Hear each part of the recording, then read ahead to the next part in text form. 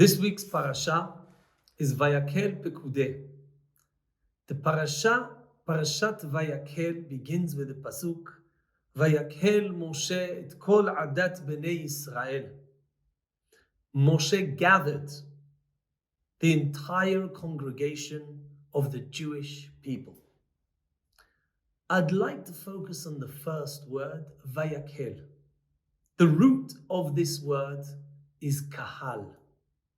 We're all familiar with the term Kahal or Kehillah, which has the connotation of a community.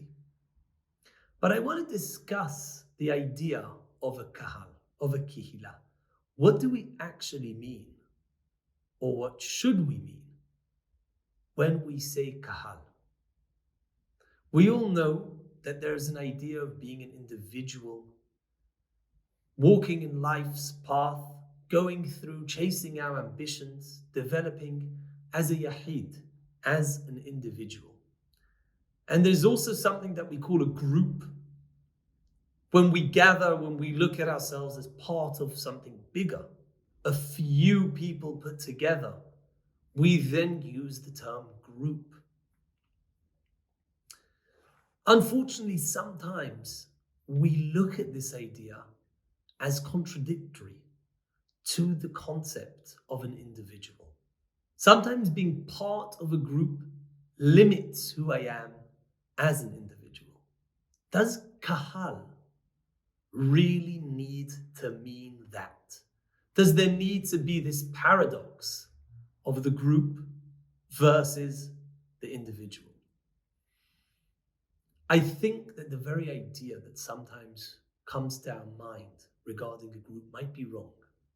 And the true answer to this problem lies in a deeper understanding of the term Kahal.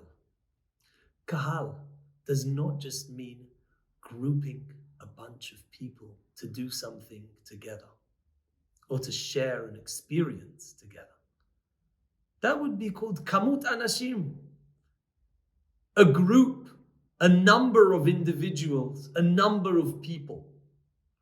And you're right, if you look at things, if you look at a group like that, where it's just a group for the sake of numbers, let's just do it together so that we're not alone, it can be helpful sometimes, but there's that sikun, there's that risk of losing the individuality. Kahal, however, has a different connotation. Kahal, on the contrary, a Kahal requires individuals. It requires each individual to be different. For if not, there wouldn't be a Kahal. Let me give a mashal. Let me give an analogy to express this point. If you have a band, sometimes you have a big band and it's even more regal, it's more exciting, it's wonderful, the music is great. How about if I have a 20-piece band with 20 pianists? How would that work? It'd be a catastrophe. I might as well have a one-piece band. Someone playing the piano. What's the point of 20 people playing the same thing? The same can be applied to a group. When you have a group of people doing the same thing, where each of them don't have any sense of uniqueness, then we're at a problem where we'll lose the individuality, the excitement of each person to thrive and develop themselves in the context of something greater. But if you have a 20-piece band and each person's got a different role, there is a sound, a different musical sound coming from the expertise of every mind. There's a different instrument to every person. It's a different experience that each of these individuals is giving. And if you listen to each of them individually, you will hear them.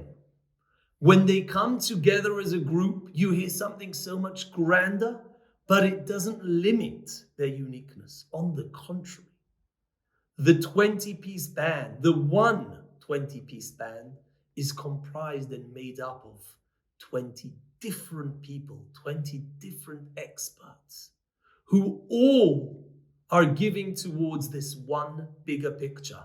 The oneness would not be the same without their differences.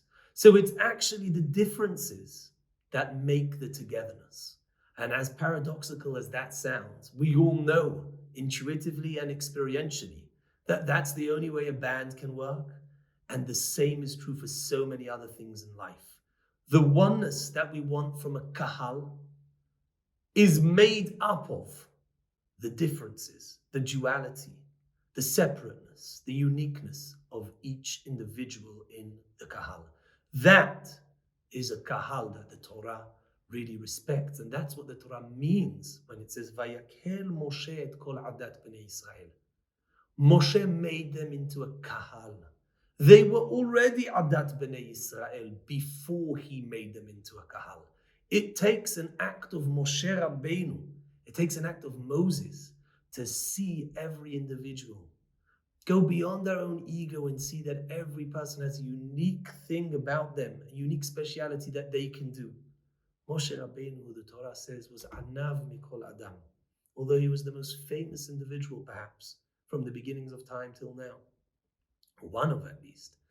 The Torah testifies that he was the most humble person. It takes a Moshe Rabbeinu to appreciate that every person has something about them that nobody else has. And that's why Vayakhel Moshe could make them a kahal, because he could appreciate that. He could go beyond the veil of ego that might sometimes cloud our view. So let's try and do an act of Moshe.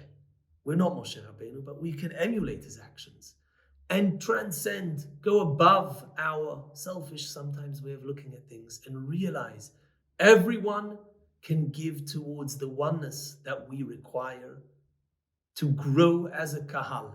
And this applies to all communities everywhere in the world. Ba'izrat Hashem will be able to internalize and truly experience the ma'ala, the qualities of each and every individual, and realize that as different as they are, they're not making us less one.